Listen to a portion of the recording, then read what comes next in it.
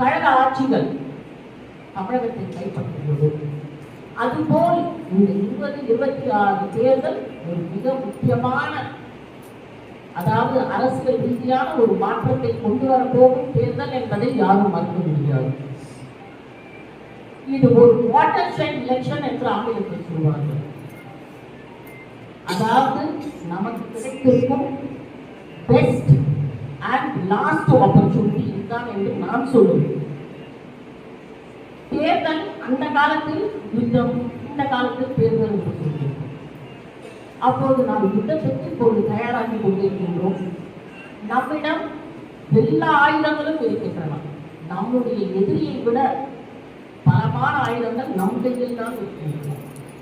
மத்தியிலே நம்முடைய ஆட்சி, அதுவும் ஆட்சி நாயகர் திரு நரேந்திர மோடிஜி என்பவர். அதாவது அவரை பார்த்து இன்றைய தினம் உலகமே வியந்து பயந்து கொண்டிருக்கின்றது. நீங்கள் பார்த்திருப்பீர்கள், அமெரிக்காவை சார்ந்த ஜனாதிபதி திரு ட்ரம்ப் அவர்கள் தினமும் எழுந்தவுடன் உலகிக் கொண்டே இருக்கின்றார் என்று சொன்னால் அதற்கு காரணம் அவருக்கு நரேந்திர மோடியிடம் உள்ள பயம். அடுத்து இந்த பக்கம் திரு நரேந்திர மோடி என்று சொன்னால், இன்னொரு பக்கம் நம்முடன் அரசியல் சாணக்கியர் திரு அமித்ஷாஜி அவர்கள் இருக்கின்றார். சாணக்கியர் அர்த்த சாஸ்திரத்தில் சொல்கின்றார், ஒரு அரசன் என்பவன் நண்பர்களுக்கு அரணாகவும் எதிரிகளுக்கு சிம்ம சொப்பனமாகவும் விளங்குவார் என்று சொல்கின்றார். அது போன்ற ஒரு தலைவர் திரு அமித்ஷாஜி அவர்கள். அவர் எங்கு சென்றாலும் அங்கெல்லாம் அவர் வெற்றி கொடியை ஏற்றி இருக்கின்றார் என்பதை நீங்கள் எல்லோரும் நினைவில் கொள்ள வேண்டும். அதே போன்று இந்த தேர்தலில் அவர் தமிழகத்தை கையில் எடுத்திருக்கின்றார். இது யாராலும் மறுக்க முடியாது.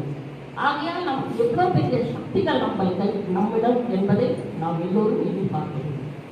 அடுத்து பலமான கூட்டணி நம்மிடம் நிலை இருக்கின்றது, பணம் இருக்கின்றது. தட்டி தூக்குவதற்கு நாளை பேட் வந்தாலும் ஆச்சரியப்படுறது இல்லையா? அது நமக்கு தெரியாது. ஆகையால் பலமான கூட்டணியோடு நாம் இன்றைய தினம் இருக்கிறோம். எல்லாவற்றிற்கும் மேலாக மக்கள் தெளிவாக இருக்கின்றார்கள். இந்த மக்கள் விரோத ஆட்சியை வீட்டுக்கு அனுப்ப வேண்டும் என்பதில் மக்கள் தெளிவாக இருக்கின்றார்கள்.